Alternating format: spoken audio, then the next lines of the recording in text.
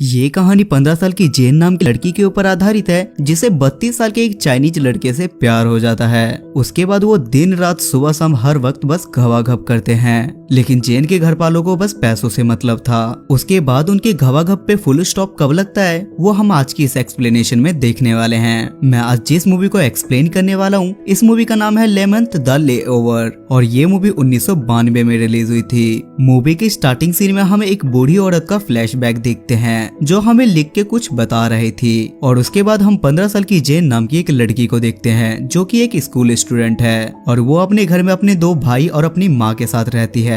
जेन की माँ एक टीचर थी लेकिन जेन को अपने बड़े भाई का बिहेव बिल्कुल भी पसंद नहीं था क्योंकि वो हमेशा ईगो में रहता था और वो छोटे बहन भाइयों को हमेशा परेशान करता था। जेन ये बात अपनी माँ को बताती है लेकिन उसकी माँ उसके बड़े भाई को कुछ नहीं बोलती। जेन अपने घर आई थी क्योंकि उसकी छुट्टियां पड़ चुकी थी और छुट्टियां खत्म होने के बाद वो लोग स्कूल के लिए वहाँ वापस जाने लगते हैं और उसकी मॉम भी उसके साथ उसे छोड़ने जाती है। जेन नाव से बाहर निकल के वहाँ की चीजों को सर्व कर रही थी लेकिन तभी कार में बैठा एक अमीर चाइनीज लड़का उसे भी देख रहा था। उसके बाद वो लड़का जेन के पास जाता है और उसे सिगरेट ऑफर करता है लेकिन जेन उसे मना कर देती है और बोलती है कि मैं सिगरेट नहीं पीती। उस लड़के का नाम टोनी था और वो जेन को बताता है कि मैं इसी गाँव में रहता हूँ और अगर तुम चाहो तो मैं तुम्हें हॉस्टल छोड़ दूंगा। जिसके बाद जेन भी उसकी बात मान जाती है क्योंकि उसे भी कार में बैठना था। कार में जाते वक्त दोनों को एक दूसरे से बात करनी थी लेकिन उनके पास कोई पॉइंट नहीं था। तब जेन उसे बताती है कि मैं 17 साल की हूँ और उसके बाद टोनी भी उसे अपनी एज 32 साल बताता है। उसके बाद दोनों के पेट में गुड़गुड़ी होने लगती है और टोनी उसका हाथ पकड़ लेता है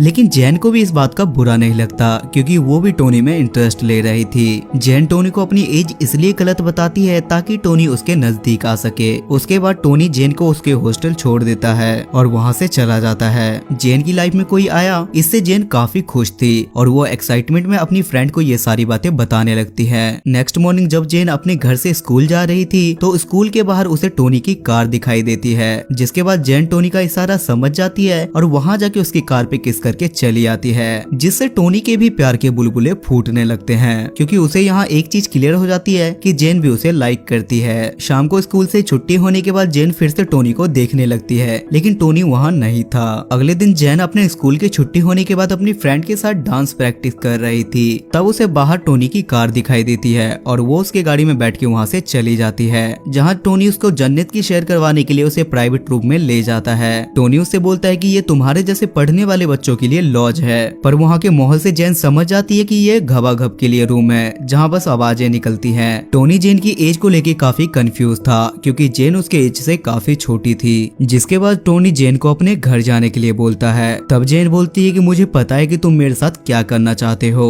और मैं भी चाहती हूँ कि तुम मेरे साथ घबाघप करो। ये सुन के टोनी को जैसे ड्राइविंग लाइसेंस मिल गया हो और टोनी अपनी गाड़ी बहुत स्पीड में चलाता है, कभी बैठ के तो कभी लेट के, कभी आगे से तो कभी पीछे से, कभी जैगवार तो कभी BMW और वो पूरे दिन ऐसा ही करते हैं जैसे उनकी गाड़ी का ब्रेक फेल हो गया हो। उसके बाद जेन टोनी को बताती है कि हमारे पापा के एक्सपायर होने के बाद हमारी फाइनेंशियल कंडीशन बहुत ज्यादा खराब है जिससे टोनी को लगता है कि जेन ने मेरे साथ घबाघप बस पैसों के लिए किया है। तब जेन बोलती है कि मैं एक राइटर बनना चाहती हूँ और अपनी फैमिली की सारी प्रॉब्लम सॉल्व करना चाहती हूँ। जिस पर टोनी बोलता है कि क्या मैं तुम्हारी कोई मदद करूँ, जिस पे जेन उसे साफ मना कर देती है। उसके बाद वो दोनों होटल में डिनर करने के लिए जाते हैं जहाँ टोनी जेन से बोलता है कि हमारे चाइनीज में एक वसूल है, मैं एक चाइनीज हूँ और मेरी शादी भी किसी चाइनीज से ही होगी और मैं तुमसे शादी नहीं कर पाऊंगा। जिस पर जेन खुद को तसल्ली देने के लिए बोलती है कि मुझे भी तुमसे शादी नहीं करनी और ये एक हसीन पल है जो मैं तुम्हारे साथ जी रही हूँ। रात को सोते वक्त जेन रो रही थी क्योंकि उसे टोनी से सच्चा वाला प्यार हो गया था लेकिन जेन अब उसे ये बात नहीं बता सकती थी और जेन स्कूल जाने के बहाने पूरा दिन टोनी के पास जाके उसके साथ घबाघप करती थी। एक दिन जेन की मॉम उसे टोनी की कार में आते हुए देख लेती है और घर आने पे वो जेन को एक लेटर दिखाती है जो इसकी स्कूल कंप्लेंट थी जिसमें लिखा था कि जेन 3 दिन से स्कूल नहीं आई है। जिसके बाद जेन की माँ उस पर बहुत ज्यादा गुस्सा होती है और उससे पूछती है कि 3 दिन तक तुम कहाँ थी। जिस पर वो अपनी फैमिली को बताती है कि मेरा एक दोस्त है जो बहुत ज्यादा अमीर है। जिसके बाद उसके घर वाले उसे कुछ नहीं बोलते और यहाँ हमें पता चलता है कि जेन के घर वाले काफी लालची थे। अगले दिन जेन अपने घर वालों को टोनी से मिलवाने के लिए ले जाती है जहाँ टोनी भी उनकी फैमिली से बात करता है लेकिन किसी को टोनी की बातों से घंटा कोई फर्क नहीं पड़ता और सब लोग खाने के पीछे लगे थे क्योंकि उनको बस टोनी का खाना पीना और हराम पचाना था। टोनी इनकी की हरकतों को देख के इनका इरादा समझ जाता है और वो इन्हें कुछ पैसे दे देता है। अब जेन के घर वालों को टोनी से कोई प्रॉब्लम नहीं थी और अब टोनी जेन के साथ दबा के घवाघप करता है। एक दिन जेन टोनी से बोलती है कि मेरी मम्मी को कुछ पैसों की जरूरत है और टोनी भी उसे पैसे दे देता है क्योंकि टोनी पैसों के चक्कर में जेन को नहीं खोना चाहता था। और उसके बाद जेन की माँ घनी बारिश में जेन के स्कूल आके उससे पैसे ले जाती है। अब स्कूल में सारी लड़कियां जेन से दूर रहने लगी थी क्योंकि उन्हें पता चल चुका था कि जेन कैसी लड़की है, पर जेन को इन बातों से भी कोई फर्क नहीं पड़ता था। और उसके बाद जेन टोनी से बताती है कि मुझे आगे की पढ़ाई के लिए फ्रांस जाना पड़ेगा और तब टोनी जेन को अपनी माँ की डायमंड रिंग देता है ताकि रिंग के बहाने वो टोनी को याद रख सके। उसके बाद टोनी अपने पापा के पास जाके जेन की बात बताता है और बोलता है कि मैं उससे प्यार करता हूँ और मुझे उसी से शादी करनी है, पर उसके पापा उसे साफ मना कर देते हैं।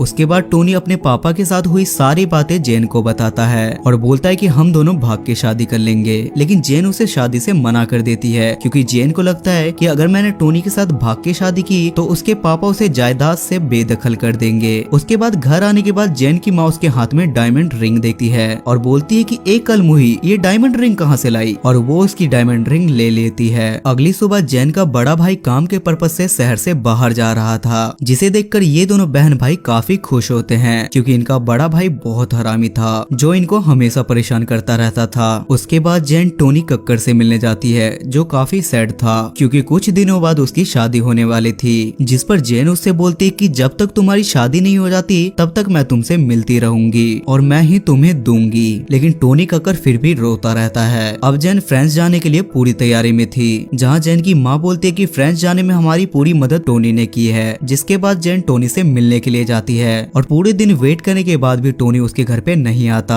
और फ्रांस जाते टाइम उसे टोनी की कार दिखाई देती है, जिससे उसे लगता है कि टोनी उससे मिलने आया है, लेकिन टोनी वहाँ भी नहीं आता और जेन काफी ज्यादा रोने लगती है। तब हम जेन की पुरानी बातों से अभी की प्रेजेंट बात में आते हैं, आई मीन फ्लैशबैक से बाहर आते हैं। जेन अब काफी बूढ़ी हो चुकी थी और जेन ही अपनी कहानी लिख के हमें बता रही थी। तब उसे टोनी का कॉल आता है और वो बोलता है कि शादी के बाद भी और इतने दिन बीतने के बाद भी मैं सिर्फ तुमसे प्यार करता हूँ और मरते दम तक मैं तुमसे ही प्यार करता रहूंगा। और जो एक्सप्लेनेशन हमने देखी वो जेन नाम की ही बूढ़ी औरत कर रही थी जिसने हमें अपनी कहानी सुनाई और ये मूवी यहाँ खत्म हो जाती है। सो गाइज आई होप कि आपको आज की ये एक्सप्लेनेशन पसंद आई होगी और इस मूवी की IMDb रेटिंग है 6.9 स्टार्स आउट ऑफ 10। अगर आपको एक्सप्लेनेशन पसंद आती है तो मेक श्योर आप मेरे चैनल को सब्सक्राइब करके मुझे सपोर्ट करें ताकि मुझे आगे ऐसी ही वीडियो बनाने की मोटिवेशन मिलती रहे। तब तक के लिए स्टे सेफ, स्टे हेल्दी।